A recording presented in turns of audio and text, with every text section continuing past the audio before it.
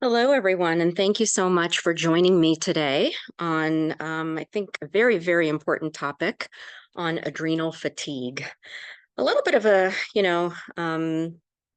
sort of disclaimer, if you will, on this particular term, adrenal fatigue. Adrenal fatigue is a layman's term. It's not actually a medical term. So if you hear anyone saying, hey, there's no such thing as adrenal fatigue, well, they're right, because this term is actually inaccurate. However, this condition is extremely valid, extremely accurate. And again, the medical term for it is HPA axis dysfunction. And I'll explain and talk about all of that in a little more detail in our talk today. However, I really just wanted to kind of point that forward because that is something that's, just being discussed a lot regarding adrenal fatigue these days. And because it's so much easier to say this term, I'm going to refer to this condition as either adrenal fatigue or adrenal dysfunction as throughout our talk today. So let me start by introducing myself. Again, thank you so much for joining us. I'm Dr. Hirani. I did my residency and board certification in family practice in Michigan. After that, I practiced for some time in a traditional family practice office and realized there was a lot of things I couldn't treat within the boundaries of mainstream medicine. Anyway, that's when I started exploring more alternative forms, and here I am today.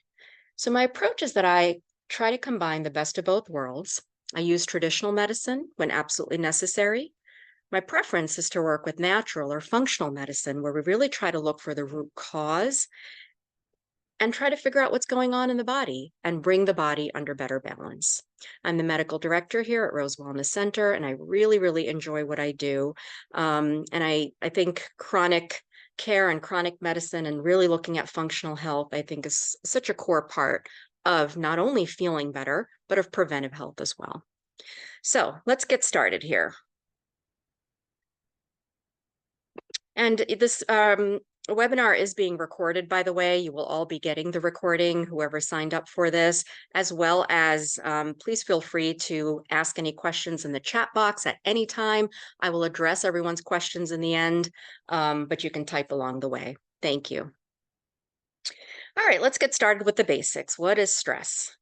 So stress really is a silent epidemic pervading today's society, quote unquote, the mouse that roars. Stress seems like a small problem to many people, but it's actually not. It's a huge, huge issue. And I don't think enough people realize how much of a role it's playing, not only in the way they feel, but their preventive health and health conditions overall. So the purpose of our adrenal glands is to help our body cope with stress and to regulate the stress response in the body.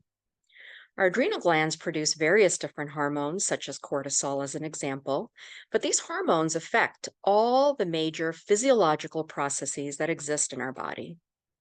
When there's chronic stress, these hormone levels begin to drop, leading to quote unquote, the term known as burnout.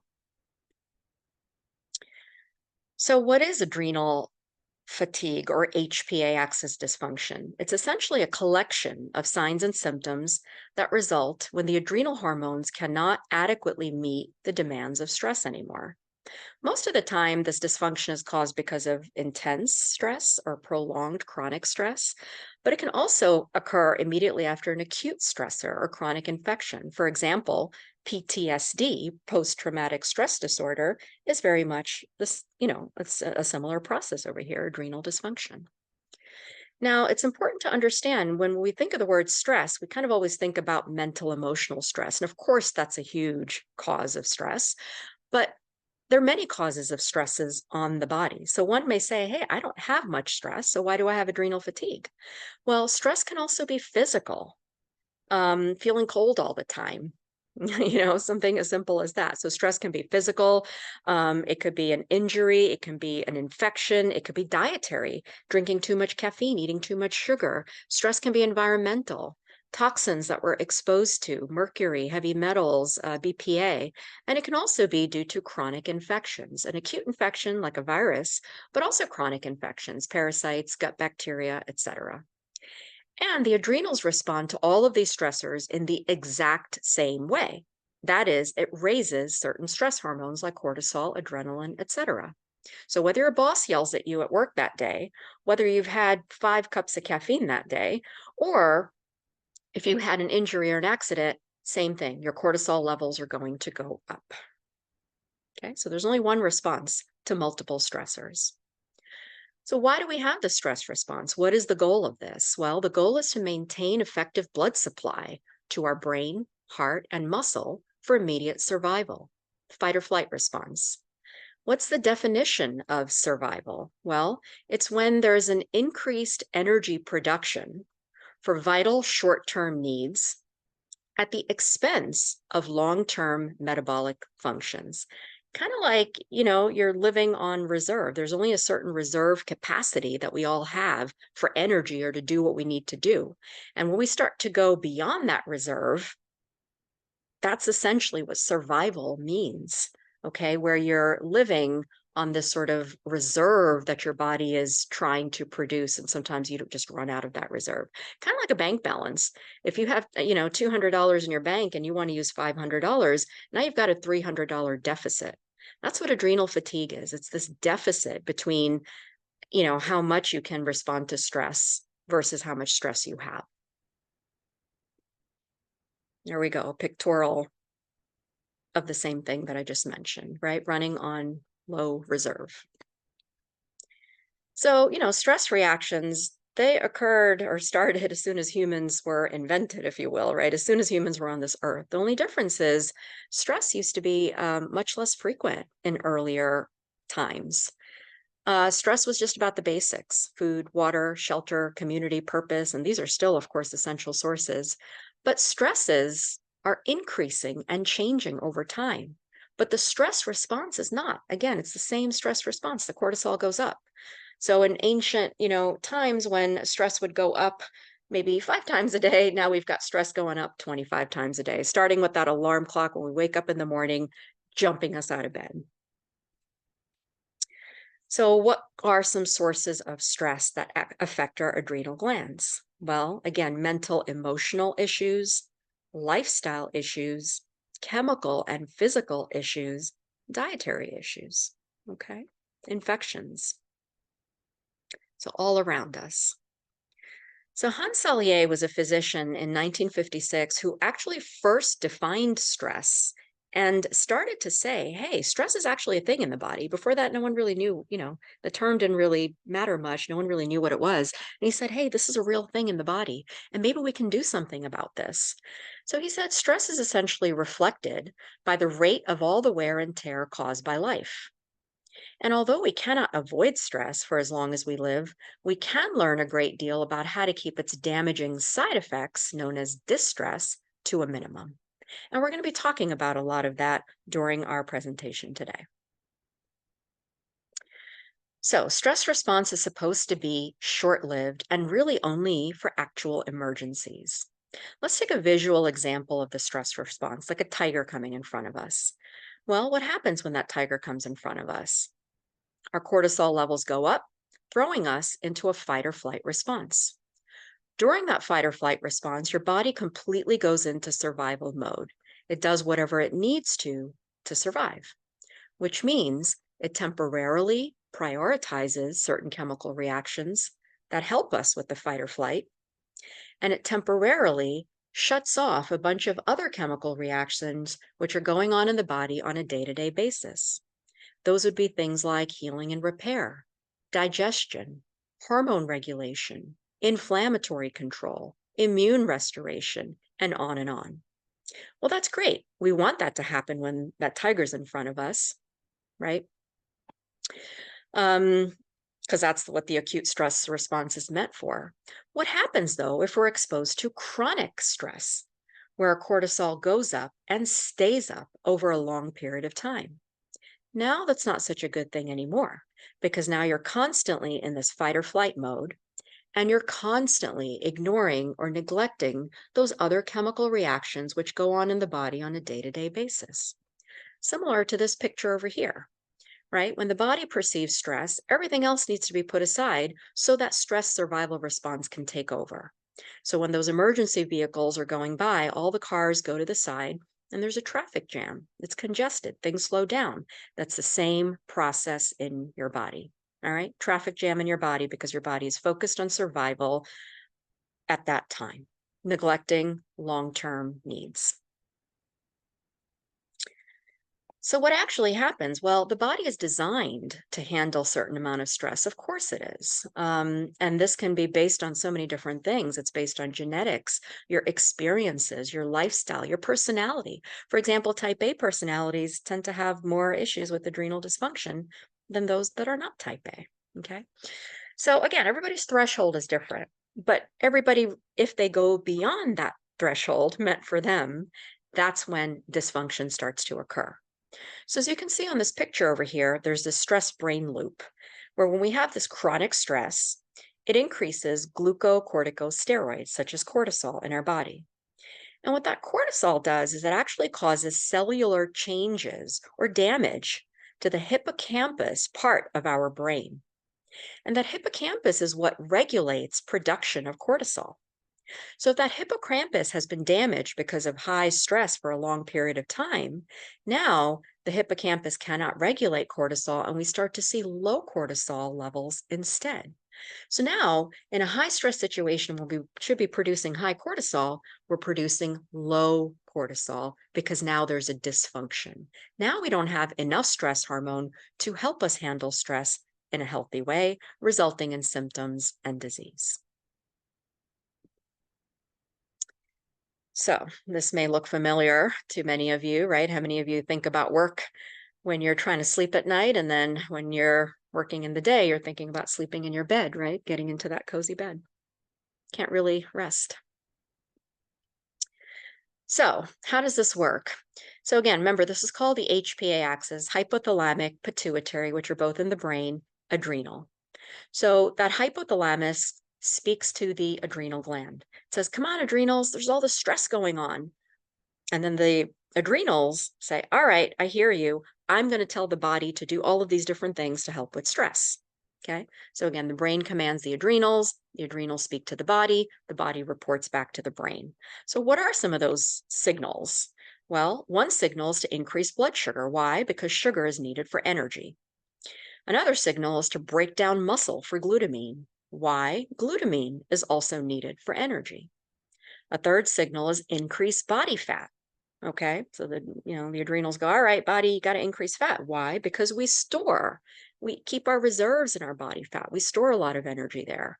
And finally, we also break down bone for calcium because we need calcium also for that fight or flight energy survival response. Well, if the stress is still not resolved, we got more things to do. More help is on the way. Now, thyroid function is reduced because thyroid is involved in trying to give us energy. Antibody production is reduced.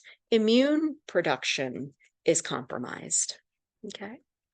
So now those root causes explain the tree. So if we have prolonged storage of fat, as in chronic stress, now we're going to get overweight and obese. If we have prolonged blood sugar release, we're going to develop diabetes and metabolic syndrome. If we have prolonged muscle breakdown, we're going to have weight gain, injury, fatigue. If we have prolonged underactive thyroid function, we develop hypothyroidism and other hormone imbalances. If we have prolonged breakdown of bone to create calcium, we're going to get earlier bone disease. And again, if we have prolonged immune system trying to also help us with this whole energy fight or flight, we're going to get sick easier, right? So acute, these things are great. They're very helpful. Prolonged or chronic, not so much, leads to disease. This is just a broader list. Again, you will be getting these slides so you can take a look at it. You can see the number of different health conditions and symptoms related to this stress response. And this is just part of the list. There's actually more. So again, many different terms. The medical term officially is HPA axis dysfunction, because as I explained earlier, adrenal fatigue is not actually fatiguing of the adrenal glands. It's actually disruption and cellular damage of the hippocampus of the brain. And that's why adrenal fatigue symptoms involve so many brain symptoms, mood disorder, cognitive issues, etc. Okay. Hypercortisolism, hypocortisolism, maladaptation to stress. My last one here is perhaps one of the favorites. Adaptation to stress, but with consequences, right? So our body does adapt to stress, but at the cost of other long-term issues. So our adrenal glands are two tiny little glands seen in yellow there, sit on top of the kidneys on either side of our body. For being so small, they play such a huge role in our body, as described on earlier slides. Um, but unfortunately very undermined by traditional medicine. So the outer part of the adrenal, known as the cortex, is where certain hormones come from, like cortisol, DHEA, the sex hormones as well, like estrogen, progesterone, testosterone. And then the inner part of the adrenal glands, known as the medulla, is where a lot of the neurotransmitter hormones come from: adrenaline, noradrenaline, dopamine. And of course, these affect a lot of our brain functions as well. Cortisol is one of those main adrenal hormones. DHEA is another one. And you can see, as shown on this slide, they affect a lot of different things in the body. Almost everything, really. They affect how you're going to metabolize carbohydrates. They affect how you're going to detoxify. They affect our nerve health and brain, memory, learning, sleep, mood. They affect the other hormones in our body, endocrine function. So if your adrenals are off balance, you're going to high chance of thyroid being off balance and your male and female hormones being off balance. It affects metabolism and weight, protein storage. It affects your musculoskeletal system, and definitely affects immune and inflammation. Chronic stress has been in research linked to all kinds of disorders and diseases. Okay. And this is just a slide on the physical effects, of stress. This was President Obama in less than, one term of his presidency. His hair turned white, right? That's the effects of these high cortisol and all these high stress hormones. So the next few slides really get into a lot of the research on how adrenal dysfunction can cause all kinds of things. I'm not going to get into all of these research, but I just wanted to put some of those slides in here just to kind of, show you. But the research really is limitless. Adrenals and immune health, cholesterol metabolism, metabolic syndrome, autoimmune conditions, including multiple sclerosis, cancer, diabetes, all kinds of gut issues, male and female hormone imbalances, and thyroid imbalances, okay, and more. So, really, in summary, there is no escaping the stress response. We've known since the beginning of recorded medical history that stress causes dysfunction, okay? So, understanding ways that we can identify stress, evaluate its effect on the body, understand what to do about it, and treat it is really at the heart of functional, anti-aging, and regenerative medicine. Is it always easy to do? No, but it is definitely doable. So, how many of you feel like this or have had this sort of an instance, right? Where you're having all these kinds of symptoms: tired, fatigued, headaches, can't lose weight, et cetera, et cetera. And your doctor says, oh, your tests are normal, you're fine. Right. And then you're usually put on some sort of an antidepressant or symptomatic medications. And you're like, but gosh, I know something is wrong with me. It's not just all in my head. Well, if you are feeling that way, of course, it could be multiple different conditions, but adrenal fatigue would be one of the things to think about. Okay. Especially if you have some of the symptoms that we mentioned on earlier slides here. So how do we test? Can we know if we have adrenal dysfunction? Well, there's three main tests that we can use. We can do blood testing or serum. However, it's important to understand and recognize that blood test measures more adrenal disease than adrenal dysfunction. There's a difference between the two. Adrenal disease would be something like Addison's disease or Cushing's syndrome. And in these particular instances, there's either an autoimmune attack to your adrenals, so it can't produce cortisol, or there's a tumor on your adrenals, so you're producing too much cortisol. So that's disease, okay? That's different from all this adrenal dysfunction that we've been talking about thus far. To measure adrenal dysfunction and stress response, that's where we tend to use saliva or urine testing. Now, salivary testing is the gold standard. It's been most commonly used in published clinical trials related to HPA axis dysfunction and stress. Easy to do. You can do it in your own comfort at home, where you do need to collect 4 salivary samples throughout the day, and we get to measure cortisol levels and DHEA. Okay. A more recent test in the last several years has been urine testing, specifically dried urine testing, also known as the Dutch test, which can measure cortisol levels and actually give us a little bit more in depth information on free cortisol, total cortisol, and patterns of cortisol throughout the day, as well as DHEA and certain other hormones. So, if you were to get, results back, this is something of what it would look like. Of course, every test sample report is going to be different, but essentially, there's three phases of adrenal dysfunction: stage one, stage two, and stage three. In stage one, we see high cortisol levels constantly, as you can see depicted by the red line there. In this case, a person is constantly making all this high cortisol all the time. And most of these people are going to feel either normal or wired, constantly feeling wired, anxious, insomnia, that sort of thing. Stage two, you start to see some fatiguing, start to see some wearing down and low cortisol. So you'll see a mixed pattern of high and low cortisol levels. Okay. And again, the pattern matters. We should have the highest cortisol in the morning when we wake up, kind of takes its biggest drop at noon. That's why, most people will feel a little bit of afternoon fatigue. That is normal. Excessive fatigue, of course, is not. And then it gradually goes down the rest of the day so that it's lowest at night so that we can sleep, right? Go to sleep. So a lot of times in stage two, we'll see a pattern that might be off too, where you see high nighttime cortisols and low daytime cortisols causing insomnia, fatigue, brain fog, low mood, and then you're all wired up at nighttime. Okay. So stage two is also kind of, you can call it wired but tired. And this is where your body's really trying to adapt and adapt and adapt to that chronic stress. Finally, it can adapt no more. All right. And that's known as stage three, where there's burnout, dysfunction. People in stage three have low cortisols throughout the day. And usually that translate to quote unquote, just tired. Okay. So again, we talked about there being so many different reasons for adrenal fatigue and adrenal dysfunction. Some are controllable, some are always not easily controllable. Okay. But there's really four main categories that we look at. And if we can create some positive impact in these four categories, we can usually do a pretty decent job of improving adrenal dysfunction. Now, adrenal fatigue is not something that's treated overnight or weeks, and sometimes can take months or even, a year or two to really, really get over. So, patience is an important aspect of adrenal dysfunction. Really kind of trying to stay positive and working through this is so, so important. And that's part of the reason why sometimes it can be difficult to treat adrenal dysfunction because it's hard and people lose patience. Okay. But it's not a quick fix, it's a marathon, not a sprint. So, anyway, what are the main drivers of HPA axis dysfunction?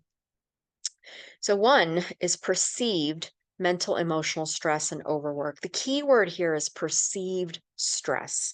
And we'll talk more and more about that later on, but really just something I'd like you to keep in mind. It's because, perceived stress and actual stress, same response in the body.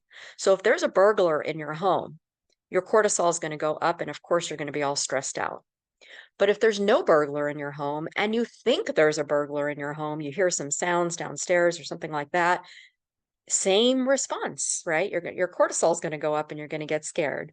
So perceived stress has the same effect in the body as actual stress. And that's such an important point to understand because if we can change the way we perceive stress, we can really begin healing from adrenal dysfunction. Again, sometimes it's doable, sometimes it's not, but definitely a thought to consider. Number two is dietary stress. Big ones there are blood sugar control. So people that are skipping meals and eating erratic meal timings, fasting, over fasting, things like that. You can definitely lead to a lot of stress in the body because if our body is hungry and we're not feeding it, our cortisol is going to go up. Okay. Too much sugar, too much caffeine. Again, all of these things are dietary stressors as well. Those are like whips on the adrenals. They force the adrenals to work harder. And again, if you're in low reserve and you're forcing them to work much harder than the reserve you have, you're constantly wearing down your reserve even more over time. Blood sugar, food allergens, same thing. If you're eating certain foods that you're intolerant to and you're constantly eating them, they drive up inflammation, which can also cause a lot of stress on the body, which kind of leads into number three, pain and hidden inflammation, right? So food-based inflammation, but also other sources of inflammation, including pain, injury, surgery, chronic infections. Okay, so those could be Lyme, chronic virus, chronic, long COVID. Um, and the flip is true too, by the way. If you have adrenal dysfunction, you're going to be more prone towards chronic infections, towards inflammation, towards food allergies, and towards increased stress responses, right? So all of this becomes that's why we keep calling this a cycle, because the drivers that cause adrenal fatigue, you're going to be more prone to those things if you have adrenal fatigue as well. And then finally, number four, lack of sleep and circadian disruption. Okay. So constant late night sleeping, that sort of thing as well. So healing the adrenals is like repairing a beach ball with holes in it. It's really, you got to look at both sides of the fence, or two-part process. Of course, you want to blow air into that beach ball. You want to nourish it with the right types of foods and nutrition and herbs and natural supplements and vitamins and maybe even hormones, right? So we got to blow that air into the beach ball, nourish it. But we got to make sure we're sealing the holes in that beach ball too. Otherwise, all these efforts at blowing it back up are just not going to be good enough. So, if that hole in your beach ball is this chronic stressor or anxiety, or, again, too much sugar or hidden gut infections, then those are things we do need to address, look at, and work on. Working on stress management is not optional for people with adrenal fatigue. It's really required. Otherwise, it's very difficult to heal adrenal dysfunction. So, treatment, is kind of like a fourfold approach, is at least how I look at it, right? So, one, stress reduction, lifestyle changes. Two, dietary modifications. Three, know those sources of chronic inflammation, identify them. Okay. And we can test for a lot of these things, by the way. We can test for food allergies. We can test for chronic hidden infections, trauma, injury. We can test for, heavy metals in the body, mercury, lead, as well as chemical toxins like BPA, sulfates, etc. Okay. And finally, biochemical rebalance with targeted supplements. So I'm learning how to relax, doctor, but I want to relax better and faster. I want to be on the cutting edge of relaxation. And I kind of laugh a little bit about this, although it's a serious matter, but laughter is important, right? We have to learn how to laugh again if we've lost that skill, right? So, um, they say laughter is the best medicine, and I do agree with that. And so, when you're trying to work on stress modification, that shouldn't be stressful, right? If you're trying to relax, don't let that, don't try to relax. The fact of trying to relax, make it be stressful for you. Find joy in your life, bring something relaxing, bring back hobby, find ways to do this. And if you need professional help to help you figure this out, so be it, with a health coach, a life coach, a therapist, whatever it might be. Okay. So research shows certain breathing exercises, meditation, yoga, biofeedback, these things really help with the stress response. They help modulate cortisol, and they repair back that hippocampus in the brain and things like that. But does that mean meditation is right for everybody? No, some people actually get stressed out by meditation or yoga. So if it's stressful for you, don't do it. Don't get stressed out that it's stressful for you, right? So again, you have to find what resonates with you. So, so important. And of course, sleep is critical. I think of sleep like recharging our battery. So if we are sleep deprived, if we're getting 6 or less hours of sleep per night, or interrupted sleep, constantly or chronically, we're not recharging our battery. And again, we're running on low reserve. Okay. Not only does inadequate sleep cause adrenal dysfunction, but of course, poor sleep is also a consequence of adrenal dysfunction. So, what is the definition of stress? It's really, when your body has to respond to a demand for change, okay? Or when you can't control a situation, when you lose control of a situation. So, sometimes, even if you don't actually have control of a situation, training your brain over the long run to figure out ways that you can control a situation can make a big difference in your overall stress response. Again, remember, it's the way that you perceive stress that really matters, right? So it says here that the sun will explode in 10 billion years. Well, we'd better start panic buying, right? So again, how you perceive stress matters. You can say, oh, no big deal, we can wait. Or we could say, hey, we better do something about this now. And a lot of instances may need you or, require you to do something about it now. But again, ways to try to figure out how to do that in a less stressful way is important. And again, these take practice. You got to work at these things. So the perception of stress matters. You can decide how you want to react to the stress. So I always show this picture. I really like this presentation here. Suppose you're sitting on an airplane, two people are sitting on an airplane and they look out the window and this is the scene they see down below. One person may be looking at the scene and freaking out. Oh my gosh, we're miles above. What if the plane crashes? What if we fall into that water? We're going to all die. And they're going to just be stressed out the whole time, right? And the other person might be looking out and saying, getting this sense of deep peace. It's so beautiful. I am in so much peace. I just want to stay here for as long as I can, right? Two very different responses to the same exact situation. So, how do you want to react? You can decide. Okay. So, again, life is a roller coaster. We either scream or we enjoy the ride. Dietary modifications. So, of course, there's all kinds of things out there in diet. And of course, each person is different. And really, it's very important to target the right type of food changes to you as an individual. So again, some people are more in tune with their body. They can kind of figure out on their own what works and what doesn't. And other people need help, right? So see a nutrition, a health coach, a physician, or whoever to kind of help you understand your body and what are some of the right things to do for you. But generally speaking, there's some guidelines for people that have adrenal dysfunction that tend to work well. Most people that with adrenal fatigue, especially if you're late stage 2 or stage 3, don't do well with fasting. They actually need to eat, especially breakfast. Okay. Intermittent fasting and time reserved fasting, time restricted eating, et cetera, they have a lot of value. Don't get me wrong. And they can be helpful in so many different situations. But adrenal fatigue, especially late stage, is usually not one of them. All right. Got to heal those adrenals. So eat breakfast, reduce simple carbohydrates like white flour sweets, increase complex carbs, whole grains, legumes, fiber. Get plenty of healthy protein. I can't tell you how important protein is, good quality protein at each meal for people with adrenal dysfunction. Try to get in at least 3 to 5 servings of fruits and vegetables per day. You can juice, instead of eating it whole, you can juice it. That I know that sounds confusing. It sounds like canned juice. That's not what I meant to say. What I meant to say is you can juice your fruits and vegetables if you want to. Eat smaller, more frequent meals, drink plenty of purified water, keep your glucose levels stable throughout the day. Very, very important because whenever you have a glucose rush, you have an insulin spike, and insulin spikes hurt your adrenals.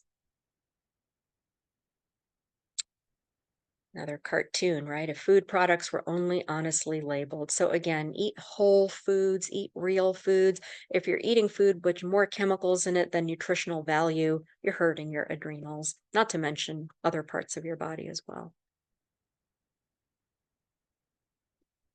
American sliced cheese, for example, I don't know if how many of you have ever looked at the ingredients on that, but if you look at the ingredients, it actually says cheese. I believe it says cheese-like product.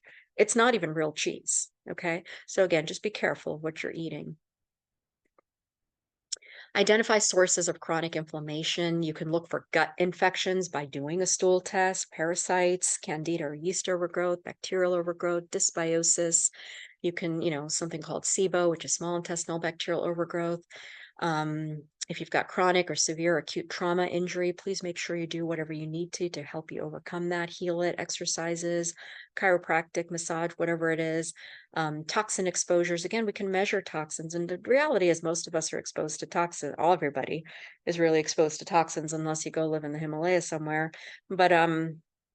But not necessary that, those toxins are causing disease or problems in everybody. And that, again, depends on many things and how you detoxify, et cetera. So you want to know, is this even a problem for me? And if it is it contributing to my adrenal dysfunction, autoimmunity, or other conditions? And then just, other conditions make you more prone, inflammatory conditions like inflammatory bowel disease, chronic joint inflammation, food allergies, sinus issues, and obesity. Believe it or not, just weight gain, we store toxins and inflammation in a lot of our fat cells, and that can also contribute. So biochemical rebalance with supplements. I mean, as you saw most of that, first half of the presentation, I talked all about the biochemistry, how these hormones go off balance, and really, I could probably spend do a whole nother presentation on more just about the hormones themselves. There's just so much to talk about. But the hormones are very complex. It's not just the pattern of cortisol throughout the day, but it's the relationship of cortisol to DHEA and the relationship to the female hormones and the thyroid hormones.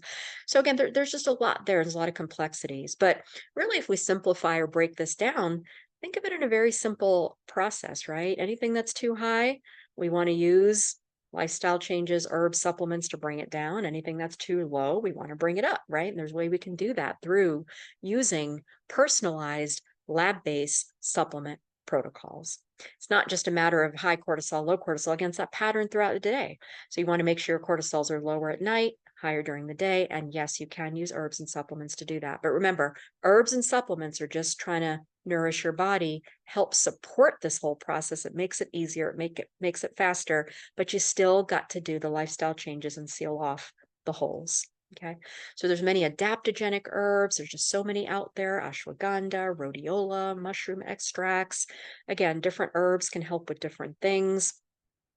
Somebody that's, of course, knowledgeable with some of these can help you identify which one's going to be most targeted or best for you. Be careful of trying to use some of these herbs on your own unless you feel very, very comfortable, because if you just guess that you have a high cortisol based on symptoms, but it's actually low, for example, anxiety, right? Anxiety could be due to high cortisol, of course, as I mentioned before, the adrenaline output, but anxiety could also be due to low cortisol because now you don't have enough stress hormone to help you deal with stress.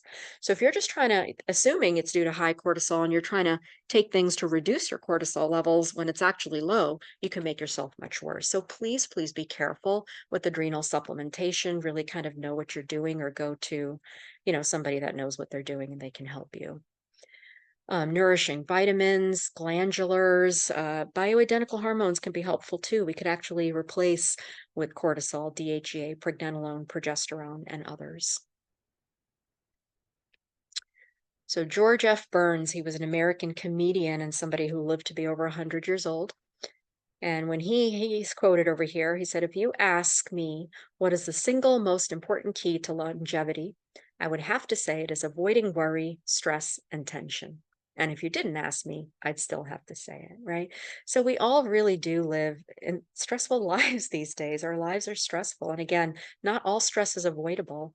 There's two ways of getting rid of stress. One is we try to avoid it, modify, change it, really prioritize stress in our lives, right? What do we really, really think is important and what's not? And sometimes we can't. That stress is there to stay. So what do we do to improve our ability to deal with that stress in healthier ways, right? That's what we have to figure out as well. You're not doomed to just be sick and not feel well because of the stressors. And sometimes if we can't get rid of a mental emotional stressor, work on your other forms of stress, work on the physical stress, the dietary stress, the chronic infections, etc. And you can still improve your reserves. You can put that charge more into the battery, right? It's all about improving reserves, however, in whichever ways we can. So thank you. I know this is a complex topic, and I tried to really kind of cram it all in to a short session today. But I think it's a very, very important topic, and I certainly see a lot of people with adrenal dysfunction. And so if you think you have it, and if this was helpful to you in any way, I do really, really recommend, get help. You can try to turn this around and do something about it. Okay. Again, you're not doomed. So thank you so much. The slide, as you can see, does give some contact information regarding Rose Wellness. I am currently accepting new patients. However, I also do have, we have wonderful other practitioners working at Rose Wellness that also treat adrenal dysfunction and all kinds of functional medicine conditions. So, we are there to help you. Feel free to ask any questions, call the office for more information. If not, and you live somewhere far away, seek out a functional doctor near you. But please, get help. You can do something about this. And I wish you all the best and good health always. Thank you so much for joining me today. I'm going to open up the floor for questions. And again, remember, you all will be getting a recording of this presentation. Give me a couple of minutes and we'll go for questions. In the meantime, please feel free to type in your questions in the chat box. Thank you again, audience.